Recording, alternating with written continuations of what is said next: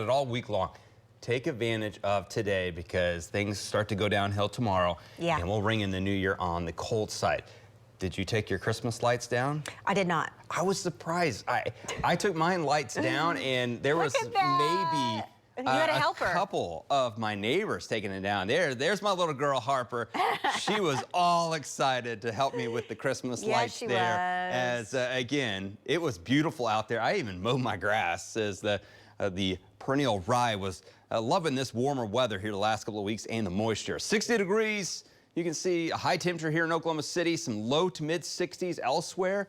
Some middle to upper 50s northeast, but well above our average high temperature of 48 degrees. We're almost to the coldest average high temperature.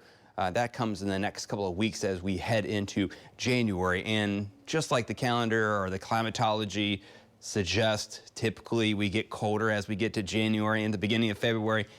Mother Nature is going to go by that.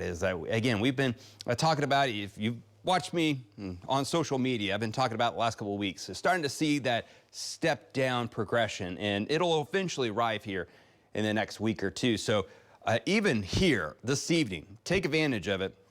A southeast wind at around 10, it is still in the lower 50s. And without that wind, it is fairly nice out there. So not that thick winter jacket, a lighter jacket will be needed here this evening as temperatures will slide into the 40s. Again, a light southeast wind under those clear skies. And again, not much of a wind chill because not much of wind to deal with here for the overnight. So light winds will eventually cool down into the upper 20s as a cold front starts to arrive and presses south here for the overnight with those temperatures down near freezing. Tomorrow we'll start to increase those clouds. We'll start to increase the clouds late tonight, but really start to see more in the way of cloud cover throughout the day. That colder air oozes in from the north, low to mid 40s for afternoon highs, near 50 down by the Red River. So again, if you're going to be ringing in the new year, we'll start in the 40s and then we'll slowly fall into the 30s to near the upper 20s as we ring in 2024. That is, man, that's crazy to say. We're already at 2024 as those northeast winds will have a bite to them with wind chills down into the low 20s.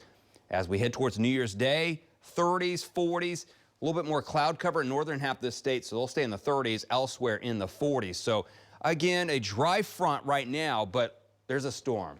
Here's a storm. Here's a storm. Everywhere a storm out in the Pacific. It is a gravy train of Pacific moisture that is going to slowly start to impact our weather because, oh, I clicked the wrong button. Let me go back. I want to show those cold temperatures. It's not going to do it. All right, that graphic said, nope, not showing you those sub-zero temperatures out there across Alaska and in northern Canada. You'll just have to take my word on it, okay? 50 degrees here today, 30s and 40s as we ring in the new year on Monday. Weather system number 1 comes in with an isolated chance of a shower on Tuesday. It looks weaker. It looks further south.